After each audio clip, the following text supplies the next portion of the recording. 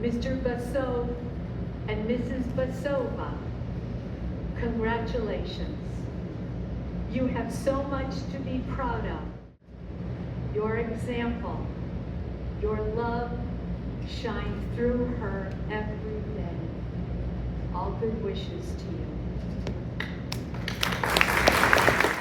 you. In December of 1987, when Soviet President Mikhail Gorbachev visited Washington, D.C., I was among the 500,000 people on the wall in the shadow of the Capitol who were there calling for the release of Soviet Jews.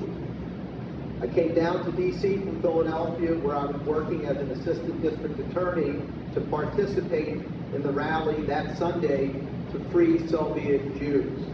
I could not imagine that 14 years later, in 2001, I will meet this young attorney, Irina Basova, assigned to the Special Narcotics Unit in the Philadelphia District Attorney's Office, who will forever change my life and a year later become my wife and mother to our 3 sons. Irina and I married in 2002. We were blessed to have 3 boys, Benjamin Elijah, who was named after Irina's grandmother, Rocha, and my grandmother, Erna, who also fled with my grandfather, Charles, and my father, Steve, from Nazi Germany.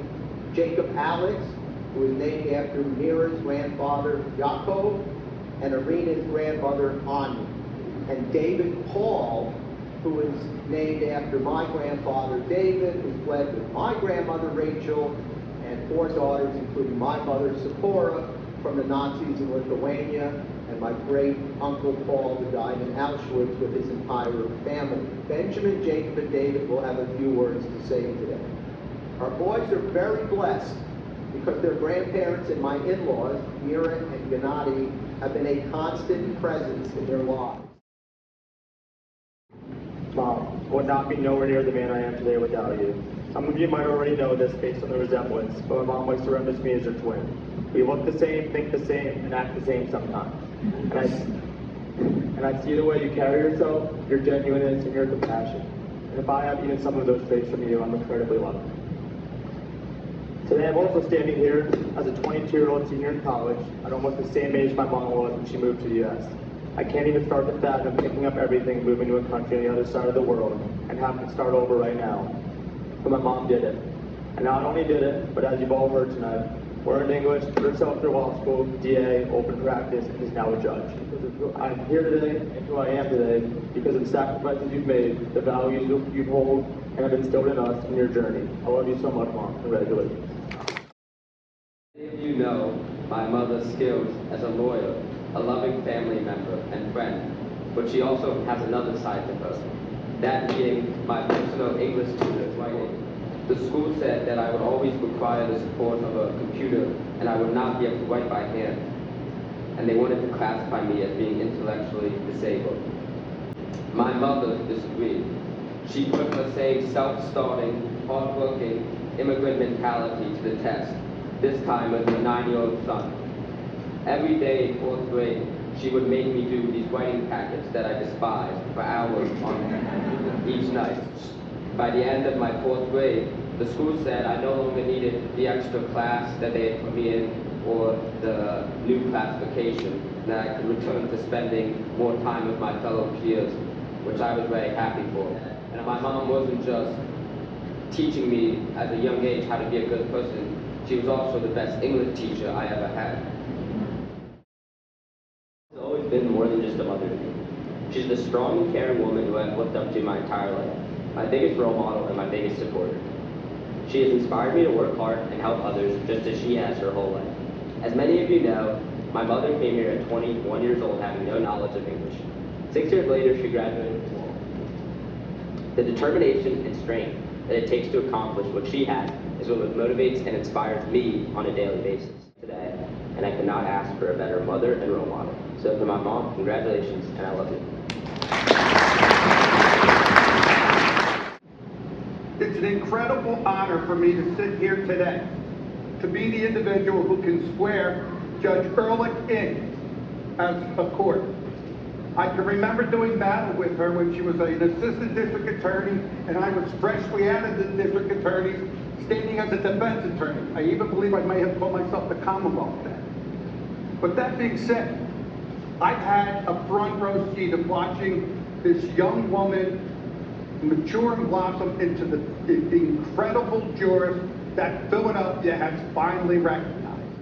So, mazel tov.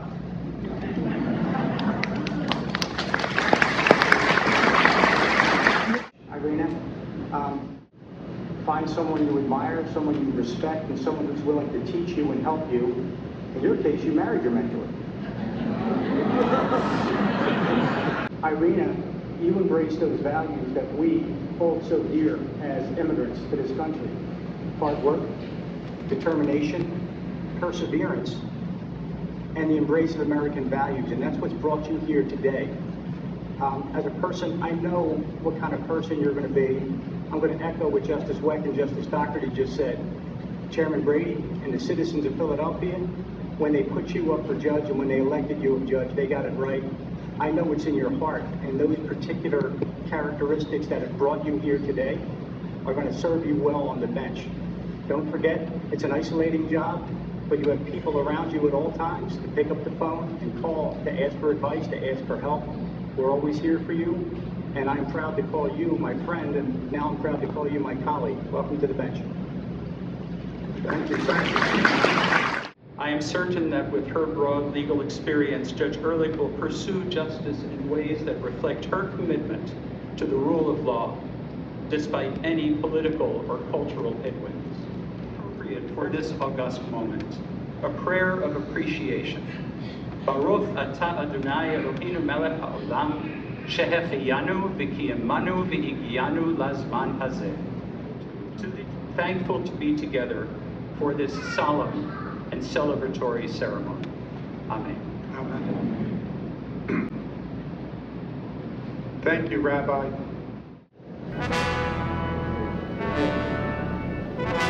And the administration of the oath will be done by her husband, Judge Charles Ehrlich.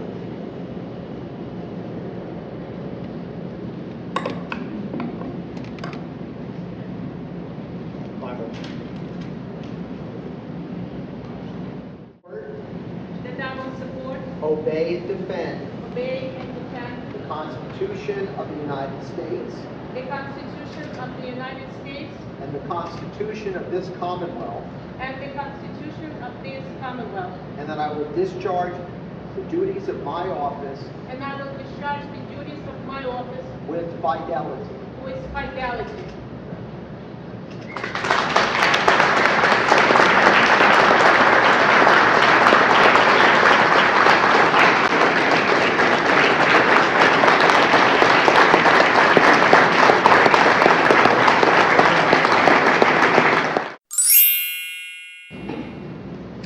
Justices, judges, honored guests, friends, and family. I'm honored and humbled to be surrounded by all of you on this very special day for me and my family. Thank you to Rabbi Jonathan Kramer for such a beautiful invitation, and to all the speakers for your kind words. To all my supporters, I will not be able to name each of you tonight because it will take too long.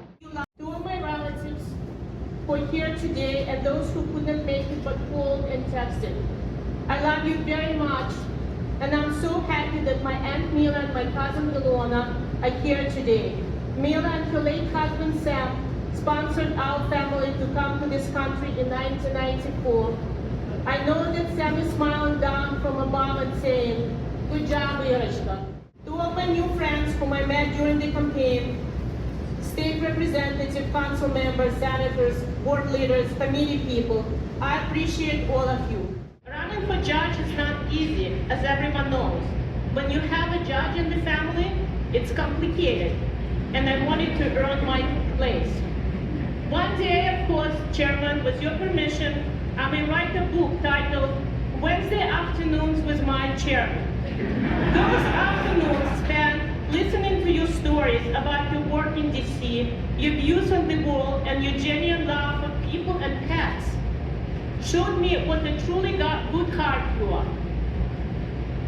When I would tell my parents I'm heading to the Democratic City Committee to see the chairman, they were completely confused. Chairman, they said, don't we leave Soviet Union so we would not have to deal with chairman anymore? I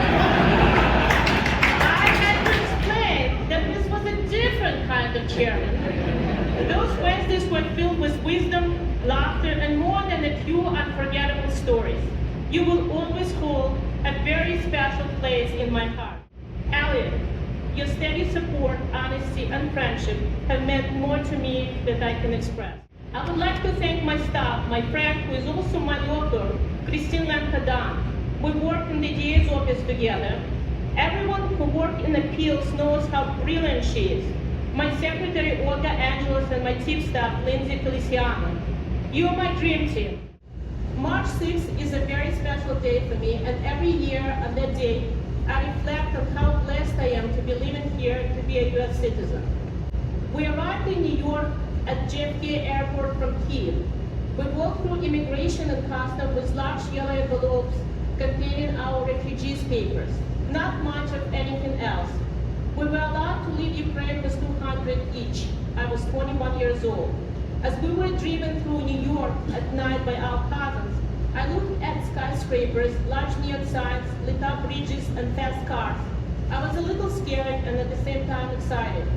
Scared because I was not sure how I was going to navigate in this country without friends, without language, without knowing how to drive.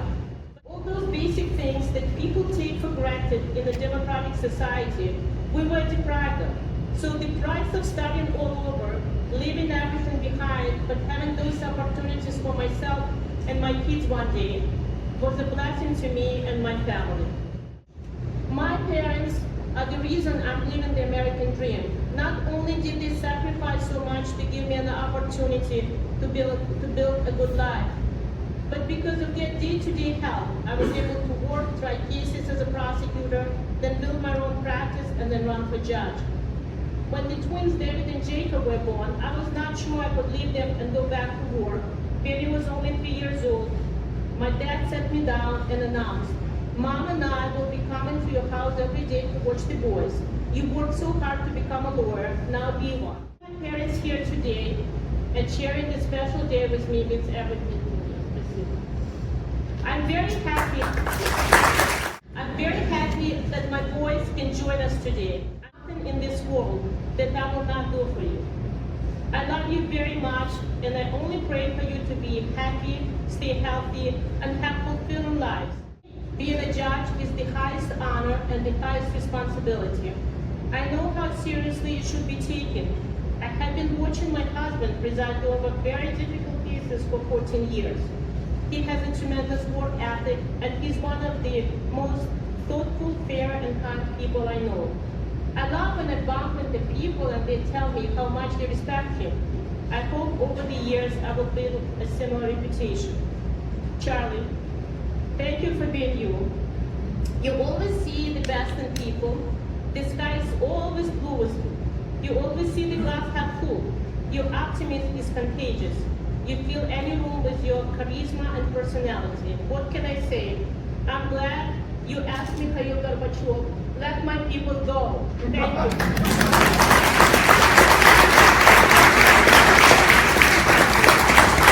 Everything you ever did, you did with honor. We are absolutely sure that you will serve the people of Philadelphia with honor. Congratulations